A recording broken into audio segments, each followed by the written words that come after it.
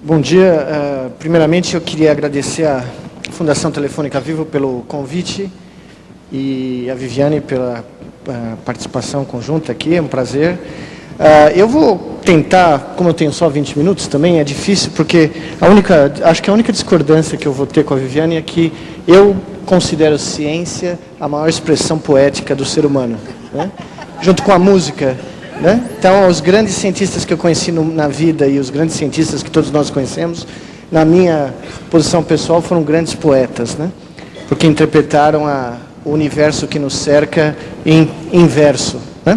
Mas eu vou pegar o gancho do nosso mestre de cerimônias e tentar responder a pergunta, sou eu um robô ou não, com a minha resposta. Se me fosse perguntado no Enem se eu sou um robô ou não, eu hoje responderia que eu sei que eu não sou um robô porque eu tenho um cérebro orgânico que evoluiu pelo processo de seleção natural e que contém tantos elementos quanto existem galáxias no universo e que não pode, é uma impossibilidade matemática, ser simulado por uma máquina de Turing conhecida por todos nós como computador.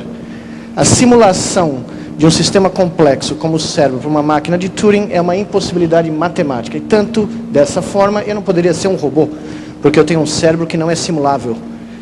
E eu gostaria de mostrar a vocês que o que nós estamos vivendo, muito apropriadamente como a Viviane colocou, de um outro estilo poético, né? Nós estamos falando em diferentes estilos poéticos aqui, que na realidade a ciência do século XXI, talvez, eu acho que quase com certeza no século XXI, mas talvez espirre para o próximo, vai possibilitar que o ser humano penetre em locais e em ambientes com os seus pensamentos em locais onde o nosso corpo não poderia ter penetrado. Tanto os ambientes minúsculos, nanométricos, como os ambientes gigantescos como o cosmos, provavelmente vão poder ser explorados e manipulados não pelo nosso corpo de primata, mas pelos nossos pensamentos de primata. E eu sempre gosto de falar desses pensamentos, mostrando tem 10 segundos de um deles. Se eu puder ter a luz um pouco menor aqui do palco, porque antes de eu ficar cego, eu gostaria de mostrar esse slide. Essa diferença de cientista com artista. O cientista não consegue dar palestra com essa luz na retina, né, no meio da cara, né? Mas enfim, esse aqui... e por isso que eu acho importante mostrar essa imagem no contexto desse nosso debate de hoje. Essa foi a primeira vez que nós registramos, aliás, que foi registrado no mundo, a atividade elétrica de 100 neurônios simultaneamente, reproduzindo uma amostragem de um pensamento de um primata. Um primata que estava planejando mover a sua mão para adquirir um objeto no espaço. E nós conseguimos registrar isso, lendo os sinais elétricos, e prever o que esse macaco ia fazer. Isso foi 10 anos atrás. 10 anos apenas. E, curiosamente, foi a primeira vez que esse pensamento elétrico foi transformado num sinal digital. É a primeira vez que isso aconteceu. Eu vou mostrar para vocês, para aqueles que não são primatas visuais, mas são primatas auditivos, qual é o som de um pensamento. Porque no momento que eu transformei esse pensamento num sinal digital, eu agora posso ouvi-lo. Ouvi-lo como a gente ouve um CD.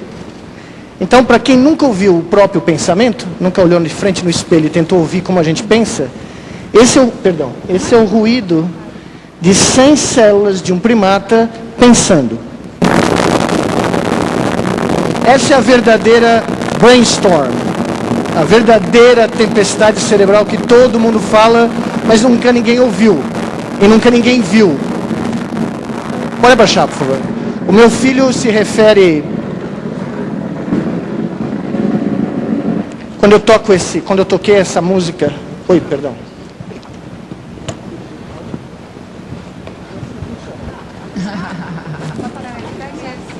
Alô? Tá bom. Vou descontar 10 segundos aqui, viu? Eu tô brincando. Mas o meu filho, quando eu toco esse som, quando eu levei na escola dele para tocar esse som, ele disse para mim que isso parecia o som de uma rádio AM mal sintonizada enquanto ele fazia pipoca no microwave. Então essa é a definição de neurocientista que o meu próprio filho deu, né? Mas enfim, tudo que nós fazemos, tudo que cada ser humano jamais fez, faz ou fará, depende desse som. Todas as nossas memórias, os nossos pensamentos, os nossos sentimentos, a nossa inspiração, os nossos desejos, amores, ódios, planos futuros, memórias passadas, todas convergem nesse alfabeto da natureza humana. E o cérebro, durante muito tempo, foi sempre considerado inviolável, impenetrável, inescutável, inestudável. E nos últimos 100 anos, nós finalmente cruzamos a dimensão de penetrar no cérebro e tentar decifrar as bases do alfabeto da natureza humana. E, para tanto, a neurociência conseguiu transformar esses sinais na linguagem, os sinais que são a linguagem do ser humano, as tempestades elétricas que nos fazem ser quem somos, na linguagem do nosso tempo, a linguagem digital. Para medir esses sinais digitais, há 12 anos atrás, eu e um colega meu professor, orientador de pós-doutorado, John Chapin, criamos essa preparação que foi chamada de interface cérebro-máquina, que é chamada até hoje de interface cérebro-máquina.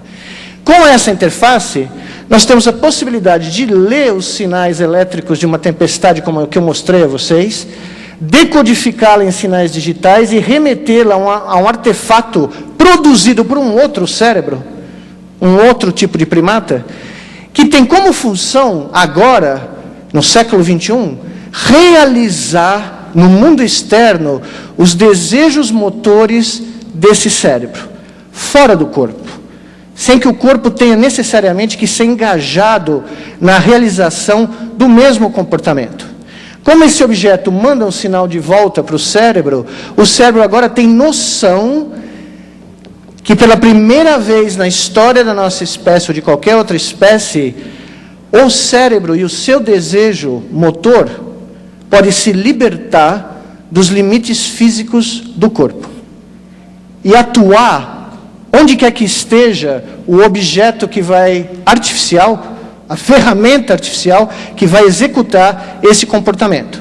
Então, vou mostrar rapidamente para vocês o limite, até onde a gente chegou com essa ideia. Então, esse é o primeiro experimento feito com uma interface cérebro-máquina, no nosso laboratório, na Duke, onde um grupo de macacos, como nós, que adora jogar videogame, aprendeu a jogar videogame usando um joystick para controlar um cursor numa tela, e ao aprender a jogar esse jogo, a atividade das tempestades elétricas do cérebro desse macaco, que produziam, no futuro, o comportamento motor do braço, foram registradas em tempo real, traduzidas para a linguagem digital e transferidas para um braço robótico, que, como uma criança que acabou de nascer, teve que aprender a realizar os movimentos de um cérebro, que ele nunca encontrou e nunca dialogou, a não ser através desse canal digital. Pois bem, em 30 dias, não só esse macaco aprendeu a jogar o jogo tão bem quanto qualquer um de nós, aliás, melhor do que alguns de nós, como esse braço robótico aprendeu a realizar, sob o controle da mente desse macaco, os movimentos necessários para o jogo ser jogado sem que o corpo do macaco precisasse se mexer. Só a mente precisava gerar as tempestades elétricas necessárias. E aqui eu gosto sempre de mostrar, porque é uma sequência histórica, da nossa querida Aurora, a macaca mais famosa da neurociência mundial nesse momento, que aprendeu a jogar um jogo, e como vocês podem ver, como boa primata, a Aurora tinha que acertar o alvo que aparece, mas ela começa a trapacear antes do alvo aparecer, porque ela está tentando adivinhar onde o alvo vai aparecer. Porque se ela intersectar o alvo com esse cursor, ela ganha uma gota de suco de laranja brasileiro, o que é algo que qualquer primata, de qualquer espécie de primata, faz o que você quiser, né? Caso você forneça gratuitamente o suco de laranja. Então, se existe algum problema em casa com algum primata relacionado a vocês, a solução é suco de laranja. Então, vocês estão vendo que a Aurora está jogando, está acertando, e ela está usando o joystick. Nesse período, durou 30 dias, até chegar esse dia, nós registramos essas tempestades elétricas, extraímos os comandos motores em tempo real, em 300 milissegundos, 30% de um segundo, mandamos para um braço robótico, e 5 minutos depois que esse vídeo foi feito, na mesma noite, nós fizemos um pequeno truque com a Aurora. Nós removemos o joystick, nós ligamos a interface cérebro-máquina, e agora, para ganhar o suco de laranja, a Aurora tinha que fazer simplesmente o ato de imaginar que movimento ela precisaria realizar, porque havia um braço robótico que ia realizar todo o movimento de braço necessário para que esse cursor